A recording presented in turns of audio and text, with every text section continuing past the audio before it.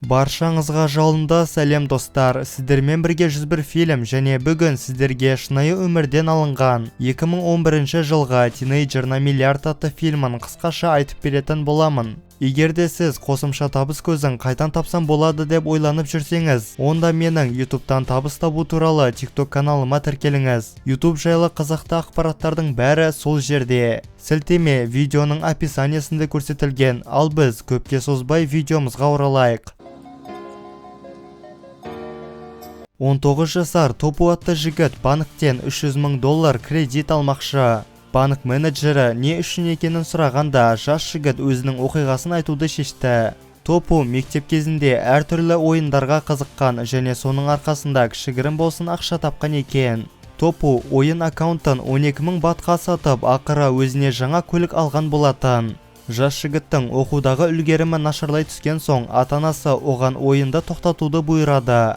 Көп замай мектеп бітірген Топу универге түсе алмай қалды. Бірақ та оған бәрібір секілді жас бала ойын ойнауды тоғаратын емес. Ақшаны үнемі оңай жолмен табатын жігіт ақырындап өзіне көптеген ойын аппараттарын сатып алады. Сонда ата-анасы оған қымбат болса да жекелік универге түсуді ұсынады. Онымен қоса үйде қаржылай қиыншылық бар екенін естіген Топу көмек ретінде ата-анасына ойында жинаған ақшасын шығарып бермекші. Бірақ өкінішке орай оның ойын шоты жабылып қалған.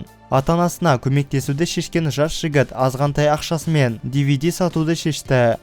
Өкінішке орай сатушы берген аппараттардың бәрі жалған екен. Жағдай қиындай түскен соң, әкесі оған бизнесті тастап оқуға түсуді бұйырады. Сол үшін әкесі оған біраз ақша берген болатын, бірақ та Топу оны қабылдайтын емес. Түнде жас жігіт әкесінің қымбат бұйымын ұрлап, оны ломбардқа өткізген соң тапқан ақшаға универге түскен еді. Сабақтан қашып кеткен Топу тамақ әзірлейтін аппараттар жәрмеңкесінде жүр. Арасынан дәмді жаңғақ әзірлейтін аппаратты көрген жігіт бизнес ашу үшін оны сатып алған болатын. Егесінен жаңғақты қалай дайындауды үйренген Топу өзі де әзірлеп көреді, шынымен де жаңғақтар дәмді болып шықты. Осылай Топу атасымен бірге сауда орталығында жаңа дүкен ашты, бірақ та сауданың жүретін түрі жоқ. Сонда орында бірнеше рет ауыстырған жігіт ақыры сауда жақсы жүретін орында тапты және көп замай өзіне қызметкер жалдауда. Топудың қызы оған универге келіп оқудан қалмауды ескерткенімен, дәл қазір жігіттің бар назары тек бизнесте. Сондықтан біраз уақыт өте универді де тастаған болатын. Топудың бизнесі де қайта тоқтаған секілді, өйткені аппарат түтінмен ғимаратты ластайды екен. Жігіттің ата-анасы жаңа өмір бастау үшін оны өздерімен бірге Қытайға алып кетпекші. Бірақ жігіт осында қалып ата-анасы үшін бизнесті жалғастырмақшы екен. Осылай Топу атасымен бірге Таиландта қалған еді. Бір күні Топу үйдің ипотекасы төленбей қалғанын байқады, сол үшін банк үйді тартып алғай тұр. Әбден басы қатып жүргенде жігіт өзінің қызын кезіктіреді. Бірақ қызы ашуланып тұр, өйткені жігіт оның хабарламасына жауап бермепті. Екеуі үйге қайтып бара жатқанда қыз Топуға шетелден әкелген қуырылған теңіз капустасын ұсынады. Капустаның дәмді болғаны соншалықты, Топу енді қуырылған капустамен айналысуды шешті. Профессордан капустаны қалай пакетте сақтау керектігін сұрағанда, мұғалім оған вакуумдық аппаратты көрсетеді. Осы арқылы пакеттен ауамен қоса бактерияны да сорып алуға болады. Толықтай шешім қабылдаған жігіт өзінің бұрынғы аппаратын сатып, орнына жаңа инструменттер жинауда. Өкінішке орай бірінші рет қуырылған теңіз капустасы дәмсіз болып шықты. Көп замай жігіт барлық электрониканы сатып, орнына көбірек капуста алмақшы. Атасы оған Қытайға кетуді ұсынса да, жігіт бұл бизнестен бас тартатын емес. Кезекті капустаны дайындау кезінде атасы құлап қалғандықтан оны емханаға апарған болатын. Сол кезде жаңбырдың астында бір капуста қалып қойған еді.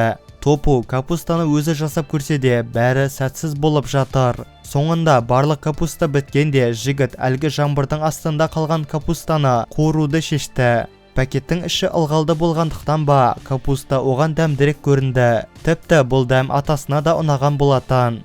Көп замай атасы емханадан шыға салысымен олар бизнесті бастап халық арасында үлкен сұранысқа ие болады.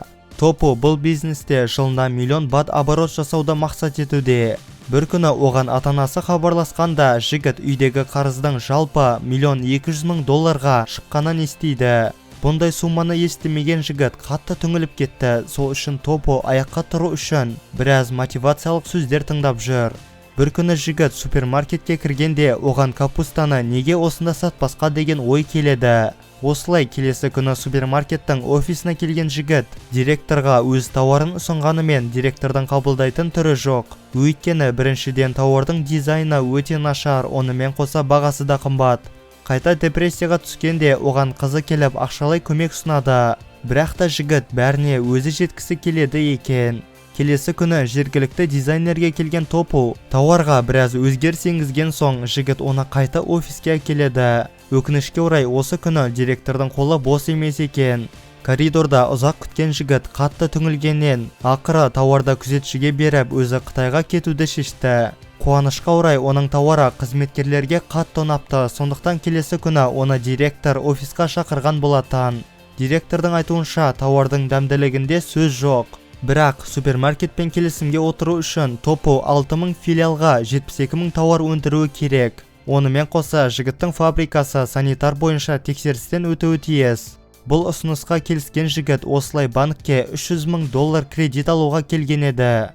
Қызметкер оның оқиғасын естіп таң қалып отыр. Бірақ өкінішке орай отбасында үлкен қарыз болғандықтан қазірше оған кредит бере алмайды екен. Сонда да жігіт берілмей бастапқы фабрика ретінде ата-анасының конфискацияда тұрған дүкендерін таңдайды. Жас жігіт қарызды жабу үшін көлікті сатып көп ұзамай жұмысшылар жалдаған болатын. Топо базар аралап жүргенде қызының басқа жігітпен жүргенін байқап қояды. Көп ұзамай фабрикада дайын болды. Біраз тамашалаған директор ғимараттың санитарлық келісімге сәйкес келмейтінін айтуда. Бірақ олар келісім бойынша тағы ойланып жауабын кейін жібермекші екен. Осыдан кейін санитарлық келісімге сай өзгеріс орнатқан соң Топо директордан келісімге отырдық деген қағазды алады. Жас жігіт қатты қуанып супермаркетке тез арада керекті тауар мөлшерін өндірмекші. Тауарларды жүк көлігіне тиеген соң Топо атасына бар алғысын білдірген болатын. Егерде бұл жолы бизнес сәтсіз болса, онда жігіт атасын тыңдап Қытайға кетуге уәде беруде. Топо 72 000 тауарды қоймаға әкелгенде қызметкер олардың 1 сағатқа кешіккендерін айтып, тауарды қабылдамай тұр.